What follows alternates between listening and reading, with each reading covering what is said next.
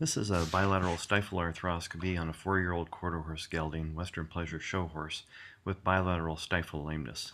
The first surgery is on the left stifle, and we're performing arthroscopic surgery on the medial femoral tibial joint. This is the joint cartilage on the medial femoral condyle, major weight-bearing surface, and you can see all of the very soft, abnormal, fractured cartilage that's fairly extensive. This is a radiograph showing the circled area with of the area that we're operating on right now. Returning to the same area, I'm just probing the abnormal cartilage. Normal cartilage is very firm. It doesn't have these little fracture lines like those in them, and it's not soft and thickened. It's actually a little thinner than this very abnormal, soft, fractured cartilage. This is what causes lameness in the horse. This is the cranial medial meniscotibial ligament that attaches the medial meniscus to the tibia, and there's a soft area, longitudinal area, that represents some tearing within that ligament.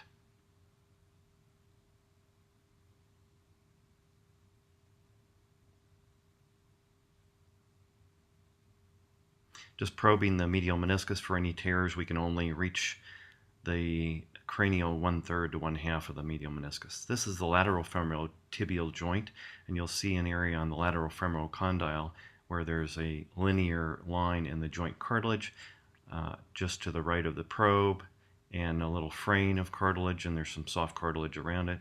This circled area on the radiograph shows what part of the joint we're operating on now. And also, that's the fractured cartilage. This is the caudolateral bundle of the cranial cruciate ligament that I'm checking to see if there's any tears in that. Now I'm probing the lateral meniscotibial ligament. Now I'm performing microfracture along the damaged area of the cartilage on the lateral femoral condyle and some of the surrounding soft abnormal cartilage. This provides increased surface area for stem cells to set up shop and help us rebuild or regrow some new, healthier cartilage.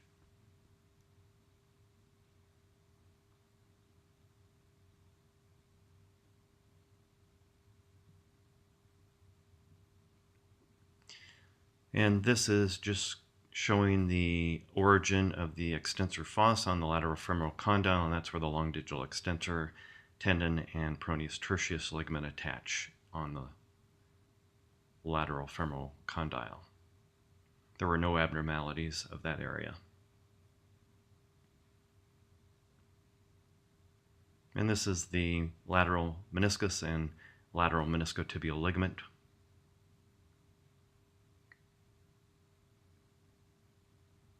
And now I'm creating a larger area opening in the synovial septum that separates the medial and lateral femoral tibial joints. This allows us to treat both joints with a single injection of stem cells and IRAP afterwards. The cranial cruciate ligament is encased by synovial tissue, so you do have to probe it. You can actually have a damaged cruciate ligament within the synovial sheath and not know it if you just look at the external appearance. So you actually have to probe the cranial cruciate ligament. This is arthroscopy of the right stifle on this same horse, and you'll see the abnormal joint cartilage on the medial femoral condyle. As I probe it, the cartilage is very soft. It has kind of a cobblestone appearance. Normal cartilage is usually very smooth, very firm. There's some fracture lines that I'm probing, and this is just gentle pressure on the cartilage, and my probe is just sinking right into this very abnormal cartilage. Here's lots of fracture lines in the joint cartilage. And most of this abnormal cartilage is located on the major weight-bearing surface of the medial femoral condyle. This cartilage won't heal on its own. We do need to treat this, and we use microfracture, IRAP, and adipose-derived stem cells to treat these, and we've been very successful with this treatment protocol.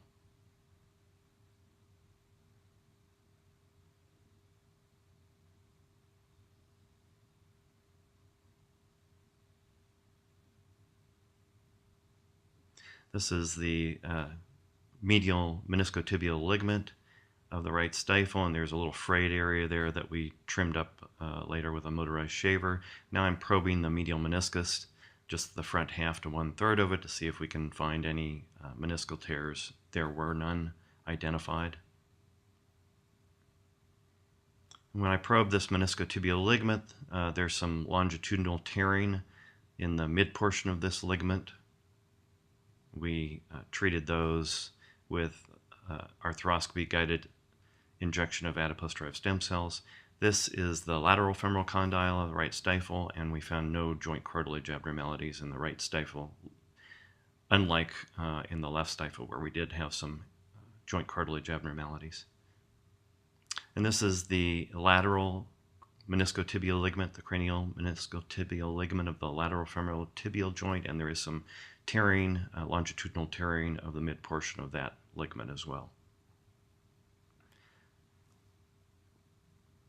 This is where we're performing microfracture on the damaged cartilage of the medial femoral condyle, and we perform that right through the abnormal cartilage. If you took all of this abnormal cartilage off, you would be removing cartilage from about 70% of the major weight-bearing surface of the medial femoral condyle, and that's not conducive with success later on.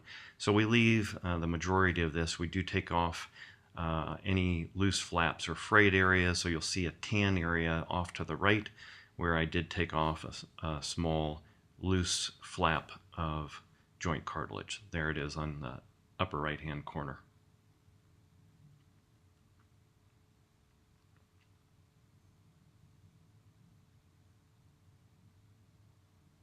Also on that, the bone is that tan-colored area within that area where I trimmed off the loose flap of cartilage, and we also perform microfracture of the bone in that area too.